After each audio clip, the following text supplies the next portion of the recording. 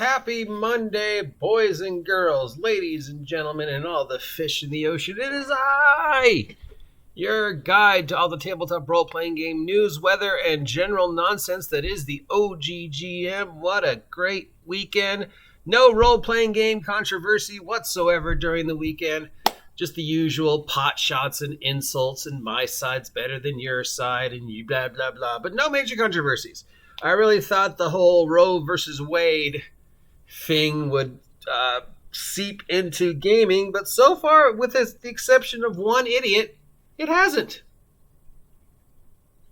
Thankfully. I mean, I don't care if you're pro or against. This is just a place to talk about hobby and gaming and D&D and Call of Cthulhu and rolling D6.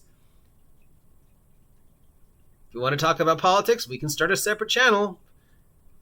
So I was really afraid that the whole RVW thing would somehow seep into the continuing game argument.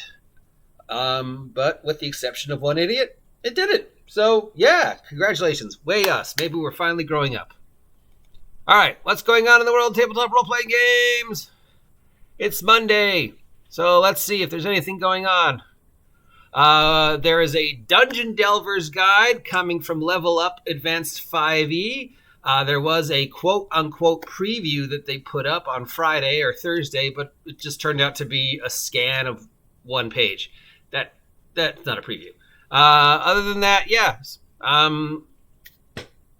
So it looks like this Level Up thing is really trying really hard to be a viable contender to 5e. I haven't seen the sales numbers for that yet, but right now, I think, last time I checked, Pathfinder was number 2, and the Mophidius Free League stuff was number 2, number 3. We'll see. The number for Q2 should be coming up pretty soon. Plus, we've got the Ennies coming up and all the other awards, so that should let us know. Their Marvel Multiverse role-playing game has finally posted an update on the webpage. There hasn't been an update since March for the Marvel Multiverse role-playing game playtest, but they finally put an update, and it's the stats for Sabretooth.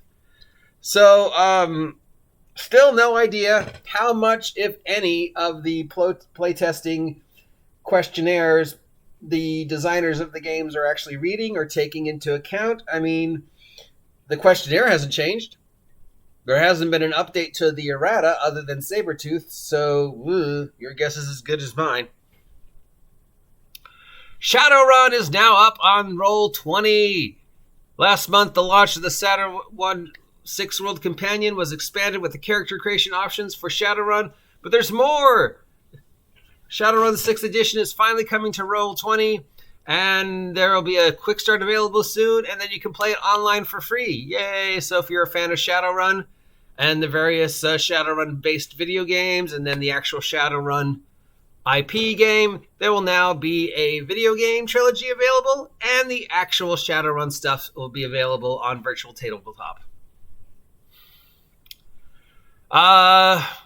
The vast production engine that is Critical Role is opening their own music label, a recording label, which will include instrumental background music for role-playing games. The initial one coming out will have music from Colm McGinnis, Om Fidel, and Hexney Audio, and feature 17 tracks of generic fantasy-sounding music for your game.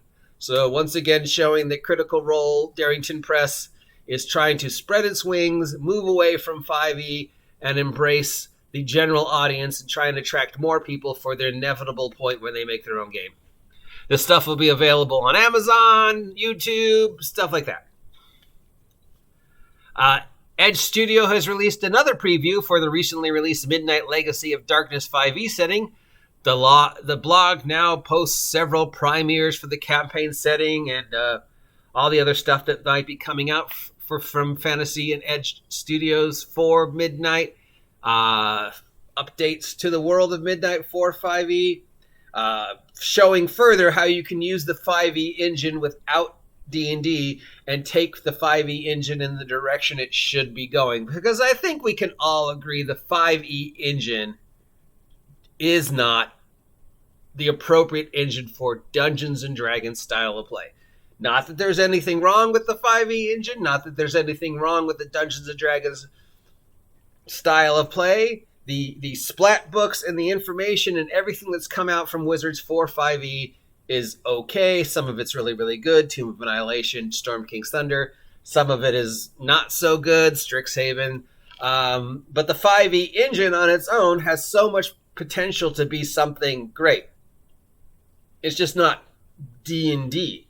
So here is Midnight, Legacy of Darkness, which is another way to take the 5e engine and use it more in the direction it was kind of feels like it was meant to go, that more Saturday morning cartoon feel. So we'll see what goes on for them. Modiphius is seeking playtesters for their Roman Empire Call of Cthulhu game. So if you're looking to playtest a Modiphius 2D20 system, you can head on over to their website and download the playtest stuff and start running some Roman-based Call of Cthulhu. Roman legions versus tentacle monsters. This is just the game we didn't know we needed. 222 Spiel des Jahres nominees are up. This is the best in board games categories from Europe, obviously, with a name like Spiel des Jahres and Kindespiel des Jahres. Sounds German. I can't be sure. This is all board game stuff. These are all the board games that are nominated for best board game in the world.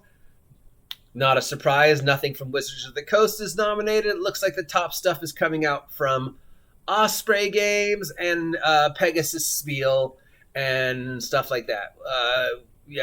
Cocktail Games has got a nominee out there.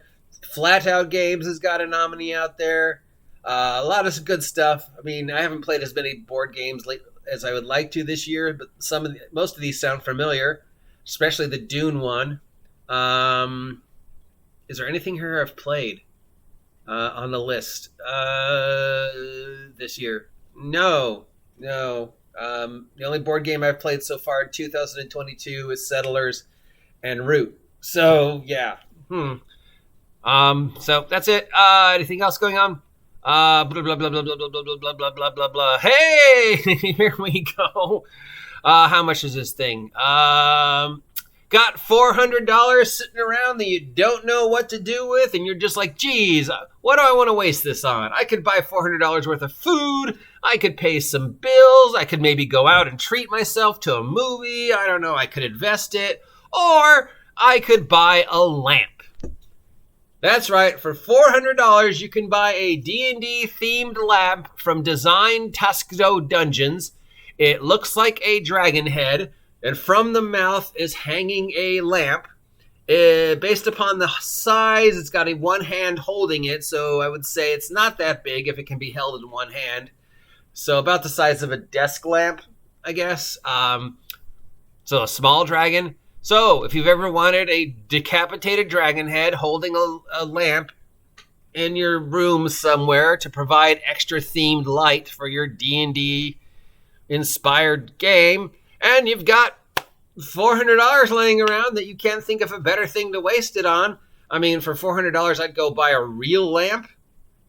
You know, if I wanted to buy a lamp, this thing's a base. I can't even, hey, if you could buy this lamp, or if you're just thinking of throwing $400 away, you could use it to support the OGGM adventures by sending it to me and subscribing. And yeah, that's about it for Tabletop Role-Playing Game News for Monday. It is Monday, the 27th of June, 2022. It's about 8:30 in the morning. It's 62 degrees and cloudy. The continuing weird weather here in Site B. We had that rain earlier this week, and now we've got a lightning warning, of all things.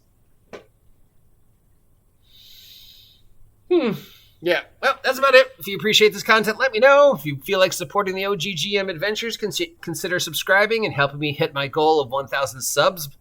Till next time, get off of my land, you damn kids and your damn Advanced Dungeons & Dragons. See ya.